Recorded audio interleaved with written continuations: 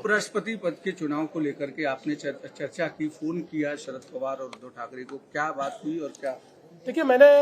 सम्मानीय श्री उद्धव ठाकरे जी और सम्मानीय श्री शरद पवार जी को फोन किया था और मैंने उनसे निवेदन किया था कि महाराष्ट्र के राज्यपाल जो मुंबई के वोटर है उनको उपराष्ट्रपति पद का उम्मीदवार तैयार किया गया है, उनको बनाया गया है। उपराष्ट्रपति पद का जो चुनाव होता है एक प्रकार से नॉन पार्टीशन माना जाता है, क्योंकि इस चुनाव में कोई व्हिप नहीं होता। इसलिए मैंने उनसे निवेदन किया कि चूंकि आप महाराष्ट्र की अस्मिता को मानने वाले लोग हैं, तो आपने भी महाराष्ट्र का एक वोटर ये देश का उपराष्ट्रपति बन रहा है, इसलिए आप उन्हें समर्थन दीजिए। इस प्रकार का मैंने उनसे निवेदन किया था। मुझे उद्धव जी ने कहा कि हम सबसे चर्चा करके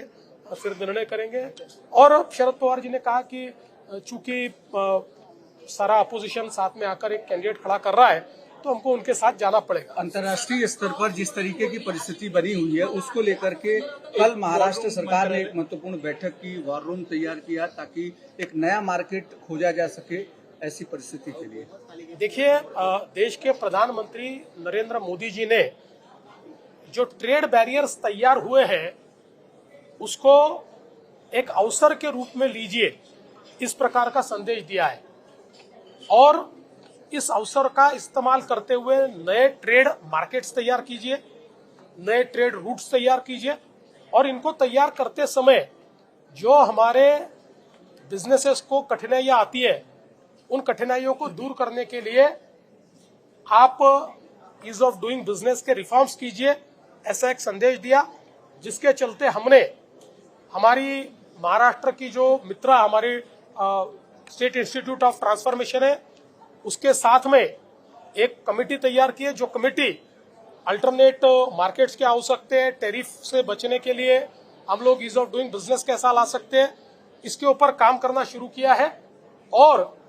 इसको फोकस रूप से करने के लिए मैंने वॉर रूम तैयार की है, जो हर महीने इन रिफॉर्म्स को ट्रैक करेगी,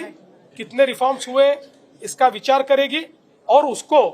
लागू किया गया है या नहीं किया गया है इसके ऊपर ध्यान दें। ट्रैफिक कितनी बड़ी समस्या है खासकर मुंबई और महाराष्ट्र के लिए, क्योंकि पिछले 3 दिनों से ट्रैफिक काफी ज्यादा है और राज ठाकरे ने भी कल प्रेस कॉन्फ्रेंस करके कहा कि आपको कुछ। देखिए, मुझे राज ठाकरे मिले थे, उन्होंने ट्रैफिक के बारे में कुछ सूचनाएं मुझे दी है और मैं स्वागत करता हूँ। कोई भी अगर अच्छी सूचनाएं देता है तो हम उसको लागू करने का प्रयास करेंगे। पृथ्वीराज चौहान जी के बारे में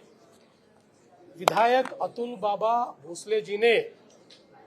जो साक्ष्य हमारे सामने लाए हैं, जो एविडेंस हमारे सामने लाए हैं, वो बहुत गंभीर है, और इससे ये ध्यान में आता है कि वोट चोरी का ठेका तो राहुल गांधी ने ही लिया हुआ है।